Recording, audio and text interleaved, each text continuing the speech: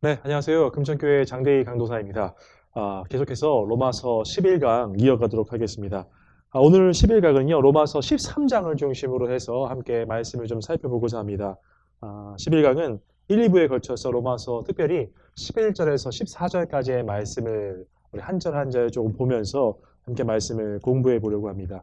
오늘 강의 1부는요, 한 가지 질문을 통해서 한번 시작을 해보려고 하는데요. 여러분, 혹시 기독교, 우리가 믿는 이 기독교가 지금까지 형성되어지고 또한 이렇게 쭉 유지되는 데 있어서 특별히 형성되는 데 있어서 가장 크게 기여한 사람, 가장 크게 공헌한 사람이 있다고 한다면 누구를 꼽으시겠습니까? 이 기독교가 형성되는 데 있어서 가장 크게 공헌한 사람. 일단 예수님 빼고요. 예수님은 일단은 우리 기독교 그 자체이신 분이시죠. 그죠? 예수님께서는 또 이 땅에 교회를 창립하신 분이십니다. 창립하신 분. 우리 창립에 대해서 그래도 일단 한번 좀 설명을 좀 해볼까요? 창립. 우리 여러분 창립하고 설립하고는 좀 다른 의미를 가지고 있어요. 아까 예수님은 교회를 이 땅에 교회를 창립하신 분이라고 했는데요. 우리 창립이라는 말은 최초로 우리 교회를 어떤 세우신 분. 이것은 이제 예수님이라고 할 수 있죠. 근데 그러면 설립은 뭐냐? 예수님께서 세우신 교회 그 이후로 계속해서 교회가 세워지고 또한 지금 우리가 사는 이 시대에도 계속해서 교회가 세워지고 있죠. 예, 그런 것을 우리가 설립이라고 합니다. 설립. 이후에 생긴 모든 교회는 그러니까 창립이 아니라 설립이라고 할 수 있죠. 이후에 생긴 모든 교회. 네. 그래서 제가 이 말씀을 왜 드리냐고 하냐면 우리가 보통 우리 교회에서 흔히 창립주일, 뭐 창립예배 이런 표현을 많이 들으셨을 거예요. 근데 그 표현보다는 사실은 그 표현은 맞지 않는 표현이에요. 왜냐하면 교회를 창립하신 분은 오직 예수 그리스도 한 분이시기 때문에 그렇다고 한다면 좀 맞는 표현은 뭐죠? 네, 설립이겠죠. 네, 설립 예배라고 하는 게 조금 더 맞습니다. 우리가 지금 이제 기독교가 형성되는 데 있어서 가장 크게 공헌하신 분 예수님 빼고, 그래서 이렇게 잠깐 얘기를 좀 해봤는데, 예수님 빼고, 누굴까요? 네, 저기, 카메라맨, 네, 바울이라고 했어요. 네, 맞습니다. 바울입니다. 신약 성경의 거의 절반 이상을 썼다라고 할 수 있는 그 바울. 바울이라고 얘기해도 누가 이렇게 특별하게 어떤 이의 제기를 할 수 있는 사람은 없을 거예요. 자, 바울. 자, 바울 다음엔 그러면 또 누굴까요? 바울 다음에. 내가 문제 내놓고 나만 혹시 답을 알면서 막 이러는 것 같으니까, 그죠? 근데 이 사람은요, 성경이 없는 사람이에요. 근데 우리가 성경이 없어도, 성경을 우리가 하나님께서 감동케 하심으로 말미암아 성경을 쓴 사람도 있지만, 그 성경이 쓰여지고 그 이후에 우리 초대교회라든지 역사를 통해서 그게 정경화되는 데 있어서 귀하게 일하신 분들도 계세요. 그런 분들 가운데 여러분 혹시 이런 이름 들어보신 적 있으세요? 어거스틴? 네, 있다고 칩시다. 어거스틴 들으셨을 거예요. 우리가 서양 철학사에서 또 굉장히 유명하신 분이시고 이 어거스틴. 근데 이 어거스틴이 우리 기독교가 형성되는 데 있어서 가장 크게 공헌하신 바울 다음으로 또한 어떤 기여를 한 사람이라고 할 수 있습니다. 어거스틴. 자, 근데 오늘은 이 어거스틴에 대해서 좀 살펴보려고 합니다. 어거스틴. 근데 이 어거스틴은요, 가정적으로 굉장히 불우한 사람이었어요. 가정적으로 불우한 사람. 그 아버지는 정통 기독교가 아니라 이교도 출신의 아버지였고, 그리고 어머니는 그런데 반대로 그래도 신앙이 굉장히 투철하신 분이셨어요. 신앙이 굉장히 좋으신 분이셨고, 모니카라는 이름으로 굉장히 유명하신 분이에요. 예. 그 두 분의 사이에서 태어난 사람이 바로 이 어거스틴인데, 이 어거스틴은 굉장히 비상하고도 그리고 천재적인 두뇌를 가지고 있었다라고 합니다. 그런데 그렇게 좋은 능력을 가지고 있었지만 그 불우했던 가정 형편 때문에 그렇게 교육을 받지 못했어요. 많은 교육을 받지 못했습니다. 그러다 보니까 젊은 날 그리고 어린 날 특별히 우리 청년의 때에 굉장히 방황하고 탈선의 어떤 시기를 보냅니다. 어떤 삶을 보냈냐면 그는 17살에 동거를 시작해서 사생아를 낳아요. 사생아라는 것은 어떤 법적으로 부부 관계에서 나온 어떤 아이가 아니라 법적 외에 어떤 관계에서 낳은 아이를 사생아라고 하는데 17살 때부터 동거를 시작해서 사생아를 낳습니다. 그리고 그뿐만 아니라 계속해서 이탈리아의 사창가를 거느리면서 방황합니다. 그런데 또 머리가 좋다 보니까 그렇게 살면서도 어떤 그 당시에 어떤 기독교 복음이 아니라 헬라 철학에 빠져가지고 깊은 그리고 어떤 상념에 빠져가지고 막 그렇게 살았어요. 그렇게 젊은 날을 보냅니다. 그런데 이런 아들을 둔 아까 그 어머니 모니카라는 어머니는요, 굉장히 이 아들을 이 골칫덩어리인 이 아들을 놓고 날마다 마음을 다해서 눈물로 기도했던 어머니였습니다. 그래서 어떤 주교가 남긴 유명한 말이 있는데요. 여러분 꼭 기억하셨으면 좋겠어요. 기도하는 어머니, 기도하는 어머니의 자녀는 결코 망하지 않는다라는 말이 있습니다. 기도하는 어머니의 자녀는 결코 망하지 않는다. 정말 이 말이 맞았어요. 어거스틴에게도 이 말이 해당되었습니다. 오늘날 많은 여러분 탕자라고 하면 어떤 사람을 말하죠? 방황했다가 돌아온 사람이 탕자죠. 그 탕자의 뒷 배경 이야기들을 들어보면 그 어머니들의 기도가 있었다는 것을 알 수 있는데 이 어거스틴도 마찬가지로 그 어머니 모니카의 그 눈물 어린 그 기도가 있었어요. 그래서 드디어 이 어거스틴의 삶을 바꿀 만한 획기적인 사건이 이제 등장합니다. 이 어거스틴이 그 이탈리아 어느 뒷골목을 어슬렁어슬렁 걷고 있었어요. 술에 만취한 채 뒷골목을 거닐고 있었는데 어떤 담벼락 뒤로 어떤 아이들이 어떤 노래를 하는 가사가 들려왔어요. 노래를 하는 소리가 들려왔지요. 근데 톨레레게 써볼게요. 톨레레게 이거는 라틴어인데요. 톨레레게라고 하는 어떤 아이들의 노래 소리가 만취된 어거스틴 그의 귀에 들려왔습니다.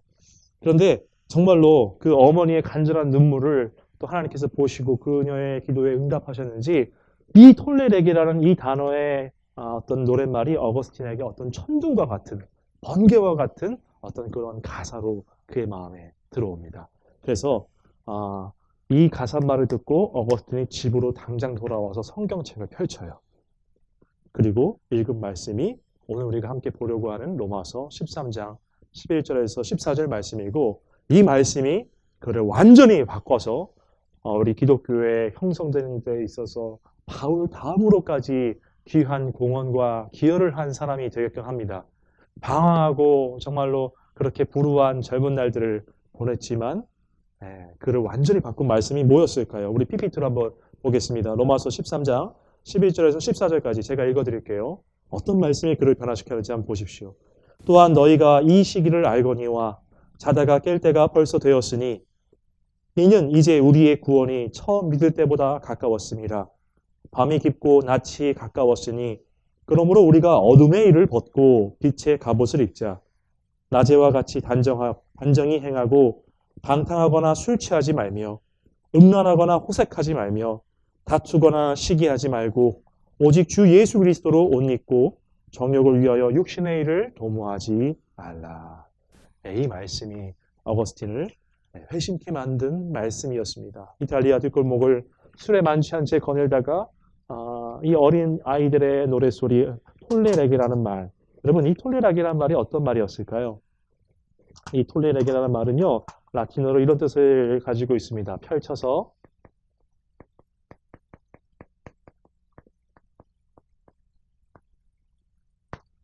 읽어라. 펼쳐서 읽어라라는 그 아이들의 노래의 가사를 듣고 문득 성경책이 생각난 거죠. 그리고 펼쳤을 때에 바로 이 말씀을 보게 된 것이었습니다. 오늘날 이 톨레레게라는 이 말이 어거스틴을 회심케 했던 이 말이 오늘날 우리에게도 적용이 되는 말씀인 것 같아요. 오늘날 굉장히 우리는 바쁘고 분주한 시대를 살아갑니다. 그래서 성경책 펼쳐서 읽어볼 시간도 전혀 없지요. 로마서 처음에 강의를 할 때는요. 1강 때는요. 여러분 조회수가 무려 저도 깜짝 놀랐어요. 140회, 150회 이렇게 갔어요. 와. 근데 요새는 네. 우리 지난주에는 10회가 안 됩니다. 이거는요. 여러분 이런 생각이 들어요. 정말 바쁘고 분주하다 보니까 처음에 가졌던 마음도 내가 성경 공부를 해야겠다는 마음도 바쁘고 분주함 때문에 점점점 잊혀져 가는 거죠. 그래서 오늘날에도 이 말씀이 우리에게 주는 어떤 메시지가 강렬한 것 같아요. 그리고 바쁨과 분주함뿐만 아니라 요새는 굉장히 감각적인 어떤 영상, 미디어들이 굉장히 많이 우리에게 노출되어 있잖아요. 그러다 보니까 우리에게 어떤 쾌락과 단순한 즐거움을 주는데 많이 빠져드는데 우리가 그럴 것이 아니라 여러분 조금 더 힘내셔서 로마서 공부하는 데 있어서 성경 공부하는 데 있어서 힘을 내셨으면 좋겠습니다. 네. 그럼 우리 본격적으로 우리 한번 로마서 13장 말씀 공부하도록 하겠습니다. 네.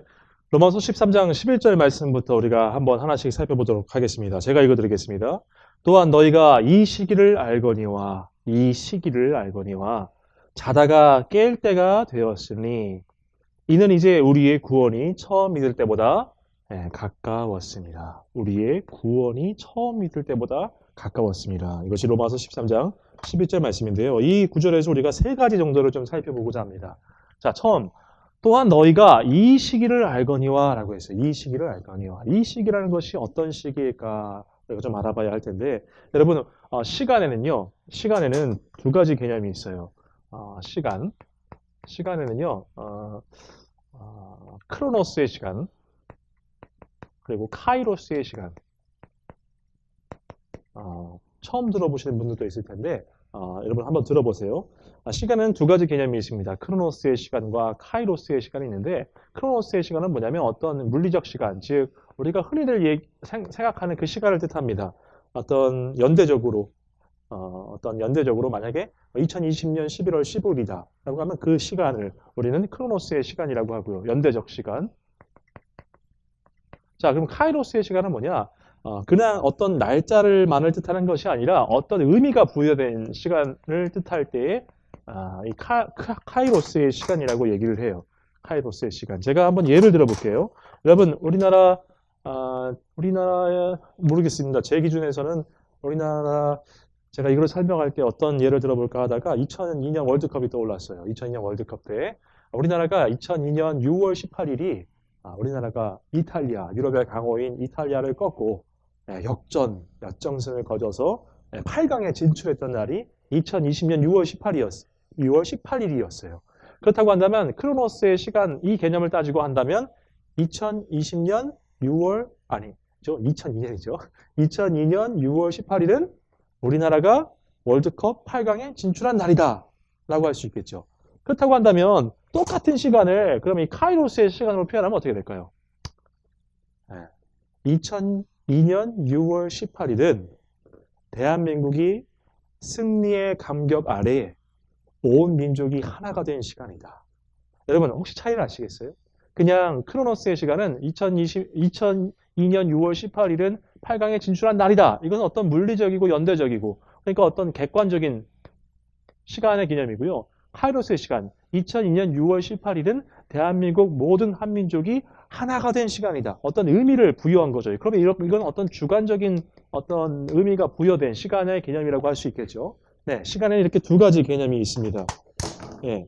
자, 이것을 설명드린 이유는 그 다음 또한 너희가 이 시기를 알거니와 자다가 깰 때가 되었다라고 얘기를 하고 있어요. 자다가 깰 때, 지금 때를 어떤 시간을 얘기할 때에 있어서 그렇다고 한다면 이 자다가 깰 때는 크로노스의 시간인가요? 카이로스의 시간인가요? 카이로스의 시간이죠. 자, 너희들이 지금 뭔가 자고 있는데 이제는 자다가 깰 때가 되었다. 어떤 지금 시점에 어떤 의미를 부여한 거예요. 그죠? 너희들이 지금 이제 깰 때가 되었다라고 얘기하면서 의미를 부여하는 시간이에요. 그러니까 지금 시간에 대해서 어떤 시간인지에 대해서 의미를 이야기하고 있는 것이죠. 자, 그렇다고 한다면 여기 이제 다음에 살펴볼게. 깰 때가 되었다. 깰 때가 되었다라는 것은요, 두 가지를 전제합니다. 첫 번째, 자고 있는 것. 자고 있거나. 두 번째, 죽어 있거나. 이 두 가지 중에 하나예요. 네. 지금 깰 때가 되었다라는 것은 지금 현재 상태에 자고 있거나 죽어 있거나 이 두 가지 어떤 전제 중에서 하나인 상태라는 것이죠. 이렇게 의미적으로, 이렇게 카이로스의 시간적으로 접근했을 때 우리가 이 구절에 담고 있는 의미, 이 구절이 말하고자 하는 의미, 너희가 지금 자고 있고 죽어 있는데 지금 너희가 이제 깨어야 할 때다라고 하는 그런 의미를 조금 더 살펴볼 수 있다라고 하는 거죠. 그러면서 뭐라고 하죠? 이는 이제 우리의 구원이 처음 믿을 때보다 가까웠습니다. 이제 너희가 깰 때가 됐는데 그 이유가 무엇이냐? 지금 그렇게 의미 있는 시간인데 이는 이제 우리의 구원이 처음 믿을 때보다 가까웠습니다. 라고 얘기합니다. 자, 세 번째로 살펴볼 것은 이 가까웠습니다. 라는 단어인데요. 이것은 단순히 이제 거의 다 되었다. 많이 이렇게 얘기하시죠. 우리 막 종말의 날이 가까웠다라고 얘기한다고 한다면 그날이 실제로 정말로 얼마 남지 않았다라는 의미로 우리가 받아들여요. 근데 여기서 우리의 구원이 가까웠음이라고 할 때는요. 그냥 정말 얼마 안 남았다라는 의미, 그 의미보다는 마치 그것이 늘 일상적으로 내 옆에 있는 것처럼 생각하라는 거예요. 다시 한번. 그 정말 마지막 날, 그 심판의 날이 이제 정말 얼마 안 남았다.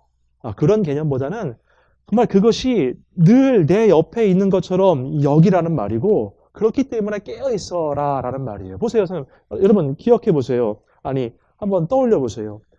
아니, 그 성경 쓰여졌을 당시에도 가까웠다라고 얘기하고, 그리고 2000년이 후인 지금도 가까웠다라고 이야기를 하고 있잖아요. 그렇다고 한다면 첫 번째 의미인 정말 가까워진 의미라고는 이야기할 수 없겠죠.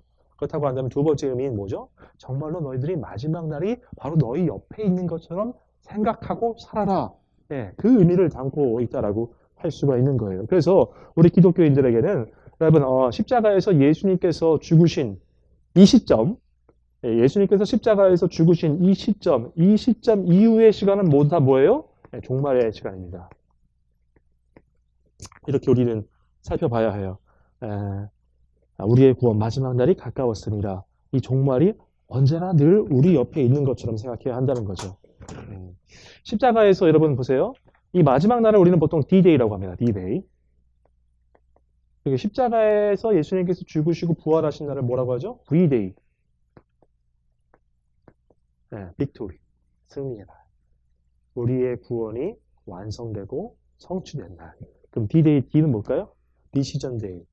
마지막 결정의 날. 우리는 이 사이를 지금 살아가고 있는 것이죠. 근데 이 D-Day가 항상 우리 옆에 있음을. 그러니까 이런 말이죠. 오늘이 내 생의 마지막인 것처럼 살아라라는 거예요. 예수님께서 다시 오신다고 했는데 언제 오실지 아무도 모르죠. 정말로 우리가 집에 가는 그 순간에 오실지, 오늘 강의 마치고 오실지 누구도 모르는 거예요. 그죠?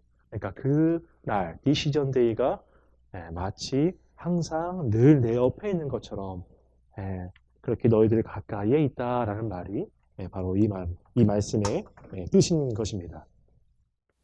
네. 방금까지 우리가 우리의 구원이 가까웠음이라는 어떤 의미에 대해서 좀 살펴봤습니다. 근데 여러분 우리가 복습 차원에서 이 구원에 대해서 한 번 더 우리가 한번 살펴보려고 하는데요. 여러분 우리 구원에는요, 구원.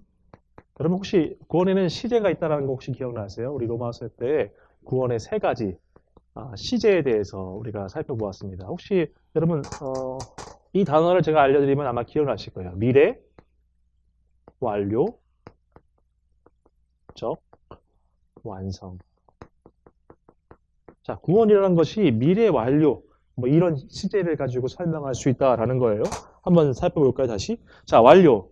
일단 첫 번째는요, 완료 시제로 살펴볼 수 있어요. 일단 우리는 십자가 위에서 예수 그리스도께서 우리의 구원을 완성하셨어요. 성취하셨습니다.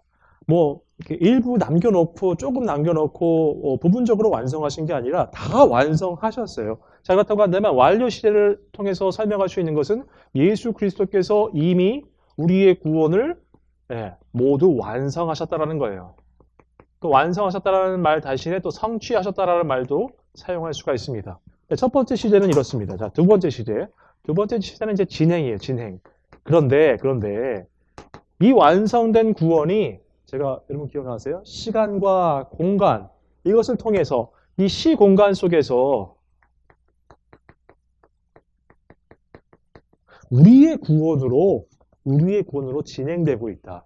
즉 예수님께서 십자가에서 완성하신 이 구원이 우리에게 적용되는 즉 우리가 예수님 닮아가는 이렇잖아요. 우리가 딱 예수님 믿었다고 해서 완전히 쫙 완벽하게 성화된 거 아니잖아요. 시간과 공간을 통해서 이 구원이 우리에게 적용되는 과정이 필요하죠. 즉 시공간 속에서 구원이 진행되는.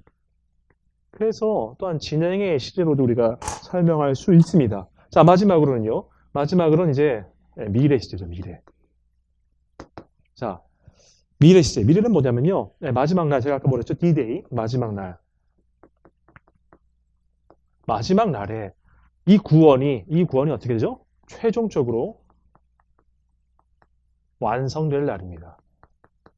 즉 이미 완성되었는데 이 이미 완성된 구원이 현재 진행을 통해서 우리의 삶 가운데에 적용이 되고 있고 그 구원이 이루어지고 있고 우리가 예수님 닮아가는 과정을 거치고 있고 그리고 미래에 정말로 D-Day 마지막 날 하나님께서 심판하실 날 그날에 우리가 최종적으로 우리의 구원이 완성될 것이다.